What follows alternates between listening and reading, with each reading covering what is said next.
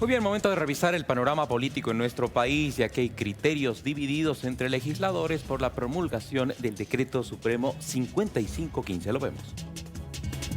Creo que hay que dejar a las autoridades hacer su trabajo para poder de una vez que este país pueda trabajar con independencia de poderes. Esta tarde se desarrollará la audiencia de Acción Popular en contra del Decreto Supremo 5515. El debate en la Asamblea Legislativa es muy amplio. Muchos indican que gobernar mediante una firma digital no estaría establecido en la Constitución Política del Estado. Contempla la digitalización del aparato estatal en la Constitución. Que el tema de las herramientas telemáticas es un progreso, es una modernización y nos estamos trabajando en cuanto a lo que se requiere también en estos tiempos. Sin embargo, nada debe de ir por encima de la Constitución Política del Estado. Sin embargo, el senador Víctor Quispe indica que lo más importante es proteger la gobernabilidad del país. Para mí es una situación que queremos proteger la gestión de gobierno que estamos empezando a avanzar. Son 2 meses y unas semanas para adelante y no se puede perjudicar, y con la clara intención de decir yo soy opositor y todo lo que hace está mal, pues el riesgo corre el país. Se tienen que pensar por el bien más grande que es el país. Bueno, para revisar los detalles y pormenores de las incidencias del 5515, estamos junto a Francisco Solares, analista político, a quien agradezco por su presencia. ¿Cómo estás, Francisco? ¿Cómo estás, ¿Te gusta Daniel? tenerte acá? Gracias, muchísimas gracias por la invitación. Es un gusto siempre conversar en Dueños de la Tarde y bueno, este tema que está causando, a lo menos en el país, una división política, pero también a la vez mucha confusión. A ver, el primero de los miedos, ¿se volvería a un panorama similar? Porque se había abrogado ya el 5503 y Sí. se dice con eso y la presión de la COP, se decide proyectar el 5515. ¿Se puede volver a esa situación? Hay un punto polémico que es el mandato a distancia. Claro, en primer lugar, lo primero que pasó con el decreto 5503 es que varios puntos se sacaron de ese decreto para volverlo a colocar nuevamente en este otro, que es el tema de las subvenciones, el tema de los bonos, etcétera. Que eso se entiende. Eso se entiende porque hay una Necesario y se había consensuado. necesidad en función a la gravedad de la situación económica que vive el país. Pero por otro lado se introduce justamente un tema que ha generado no solamente polémica, sino que también ha dividido opiniones, pero también al mismo tiempo ha generado una mayor polarización política, tanto en el presidente como el vicepresidente, y esto obviamente tiene una repercusión sobre la gestión y sobre la gobernabilidad en el país. Yo creo que este asunto de la firma digital, de que el presidente ya puede gobernar, no es necesario que le entregue el bastón de mando al vicepresidente. A ver, para que la gente lo Eso es entienda, que sería la polémica centrada en el mandato a distancia por Sí. medio de tecnología. Todos se preguntan, ¿es constitucional? A ver, el tema es el medio. O sea, primero estás usando los medios tecnológicos, está bien. Pero el problema aquí se suscita es de que cuando tú dices es o no inconstitucional, es porque lo han enfocado desde el punto de vista lo han hecho muy legalista. ¿A qué me refiero con esto? Cuando un presidente viaja, y no estoy entrando en el campo si están divididos o no, o si son enemigos políticamente el presidente o el vicepresidente, cuando un presidente viaja, le entrega de manera simbólica el bastón de mando.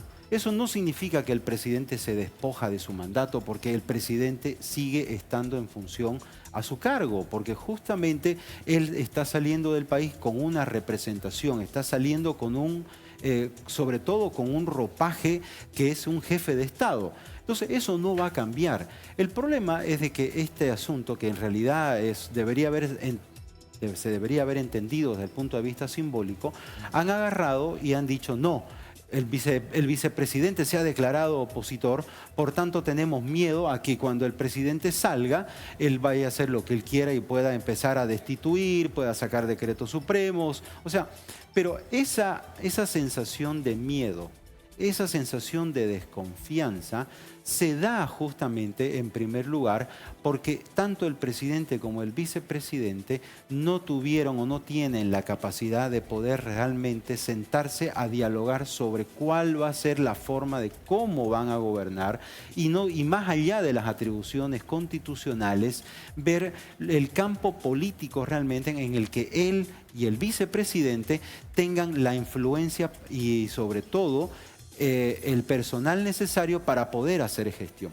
Y eso es algo que realmente ha generado la polémica, pero una polémica y un problema innecesario en el país. que está siendo utilizado como bastión para poder nuevamente tener movilizaciones o una posición por parte de la COP. Ahora, más allá del tema de forma, que es esto simbólico de la sucesión del bastón de mando al vicepresidente, el fondo, ¿en qué mermaría las funciones del vicepresidente este mandato a distancia? En ninguna, porque el mandato del vicepresidente está establecido en la Constitución. Es bastante claro, es simplemente suplir al presidente cuando éste no se encuentre. Pero no necesariamente que esta situación de agarrar el mando del país significa que él puede hacer los cambios que quiera. ¿Por qué? Porque el que sigue siendo comandante en jefe de las Fuerzas Armadas y capitán general sigue siendo el presidente, no el vicepresidente. Entonces, la policía boliviana es lo mismo. Y si el presidente, en este caso, cuando Edman Lara quiere asumir con el cargo de presidencia, cuando le entregue el bastón de mando, tampoco puede agarrar y directamente aprobar decretos supremos porque necesita el acompañamiento del gabinete de ministros. Y si el gabinete de ministros no está presente o no tiene el apoyo, no va a poder ejercer los decretos. Entonces, claro, con este tema de la firma digital ahora, el presidente no necesita en realidad ya un decreto que establezca esta situación. Yo creo que por haberse ido, por el tema de miedo, por el tema de susceptibilidad, el mismo gobierno y sobre todo los ministros y los asesores han cometido un grave error. ¿Por qué? Porque se han metido en camisa de 11 varas, como decimos, y han querido llevar este decreto y obviamente, como no hay en este momento un tribunal constitucional completo, obviamente han querido aprovechar esa situación, pero en realidad la Asamblea Legislativa lo que ha hecho es observar esto. Algo que no debió haber pasado en realidad, porque las atribuciones ya están establecidas y eso no se puede cambiar. Ahora, en la Asamblea Legislativa tampoco se tiene todos los mecanismos para sacar 2/3 y avanzar. Correcto. Se tiene situaciones encontradas internas. Ahora, para leer entre líneas, notas que al promulgar este tema del mandato a distancia se quiere frenar de alguna manera el avance o las aspiraciones que tiene el vicepresidente Lara. Eso por una parte, y dos, se está tratando de concentrar el poder en Rodrigo Paz nada más. Lo que estamos viendo en este momento es buscar una anulación política, una situación de freno mediático al vicepresidente, pero es algo que realmente no debió y no debería pasar. Y por otro lado, con el tema de las aspiraciones del vicepresidente, lo que están haciendo es generar, en mi criterio, un efecto rebote, un efecto boomerang, porque al final de cuentas, cuanto más empiezas a atacar al vicepresidente y el vicepresidente no ha tenido, sobre todo, una situación en la cual él haya participado o haya sido causante directamente de eso, lo que hace es darle una palestra política en realidad. Entonces yo creo que el gobierno está actuando de una manera no muy inteligente y eso obviamente le va a cobrar factura. ¿Por qué? Porque no tiene los 2/3 en la Asamblea Legislativa y por otro lado también está yendo por un camino en el que todas las decisiones las va a tomar desde decretos supremos. Y eso es algo que la Constitución no va a permitir. Y sobre todo la Asamblea Legislativa va a ir en contra de esto porque le quita las atribuciones y sobre todo le quita el contrapeso natural que tiene la Asamblea Legislativa con relación a la fiscalización y control del órgano ejecutivo. Déjame hacerte una pregunta muy personal. Ya que hablamos de legalidad y aspiraciones, las aspiraciones y el trabajo de proselitismo que hace el vicepresidente en este momento, cuando funge como autoridad, pero realiza trabajo de campaña, porque se acerca a la gente, habla, se postula, ¿es constitucional? ¿Es legal? ¿Se puede? Claro.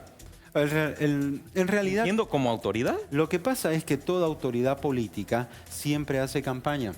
En toda la historia de Bolivia no has visto nunca que un presidente, cuando entrega una obra, no hace campaña, no hace proselitismo, No, claro.